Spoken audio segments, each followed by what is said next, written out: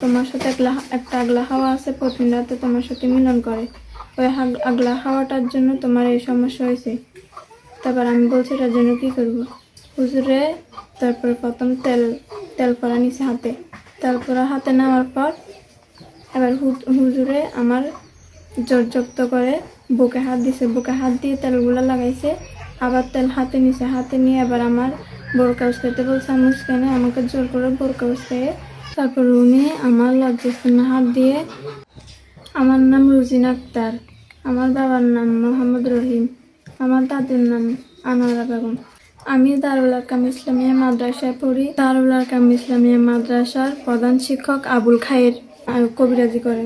তো আমি আমার দাদুকে বলছি আমার পেট ব্যথা করে, তাই আমার দাদু ওখানে কবিরাজি করার জন্য হুজুরের কাছে নিয়ে গেছে।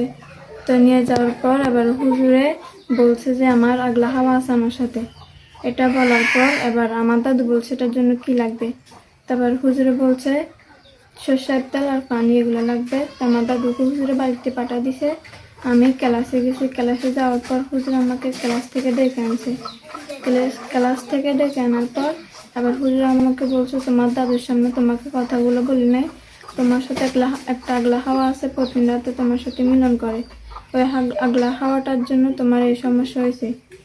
তারপর আমি বলছি এটার জন্য কি করবো। হুজুরে তারপর প্রথম তেল পরা নিছে হাতে। তেল পরা হাতে নেওয়ার পর এবার হুজুরে আমার জর্জক্ত করে বুকে হাত দিছে। বুকে হাত দিয়ে তেলগুলো লাগাইছে, আবার তেল হাতে নিছে। হাতে নিয়ে এবার আমার বোরকা উস্কাইতে বলছে। আমি উস্কাই না, আমাকে জোর করে বোরকা উস্কাইয়ে তারপর উনি আমার লজ্জাস্থানে হাত দিয়ে এবার আমাকে দর্শনের চেষ্টা করে। তারপরে আমার লজ্জাস্থানে হাত দিছে। হাত দেওয়ার পর এবার আমি কান্না করে দিছি। তার একটু পরে আমার দাদু আসছে। দাদু আসার পর এবার আমার দাদু আমাকে কান্না করতে দেখে আমাকে জিজ্ঞেস করছে কি হয়েছে। তারপর আমি আমার দাদুকে পুরো ঘটনাটা বলছি। আমার দাদু আবার হুজুরের কাছে গেছে। হুজুরের কাছে গিয়ে হুজুরে বলছে যে আমার দাদু সমাজের কাছে বিচার জানায় বেটা। এখন তারপরে আমার দাদু বাড়িতে গেছে। আমাকে হুজুর আবার ম্যাডামের মোবাইলে কল দিয়ে আমাকে ডেকে নিছে।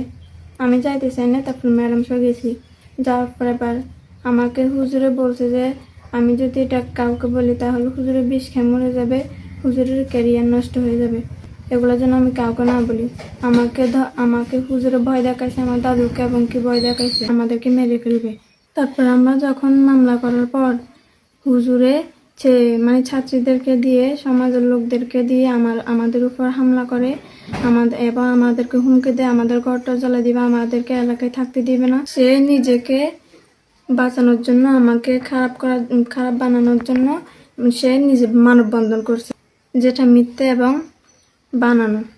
শুধু আমি নয়, উনি এই ঘটনা আরো 3-4টা মেয়ের সাথে করছে এবং ম্যাডামের সাথে করছে। ওনারা লজ্জায় এটা মুখ খুলে না। এটা উনি যে খনকারি করে এটা পুরো এলাকা জানে। উনি যে খনকারির নামে এগুলা করে এটা সবাই জানে। যিনি আমাকে দর্শন করার চেষ্টা করছে আবুল খায়ের, উনি তার লোকজন দিয়ে কালকে আমাদের বাড়িতে হামলা করছে। অথচ দেখেন আমি মামলা করছি। আমি মামলা করার এটারই কোনো পুলিশে হুজুরকে এখনো গ্রেপ্তার করে নাই, আবুল খায়েরকে এখনো গ্রেপ্তার করে নাই। আমি এই ঘটনার বিচার চাই।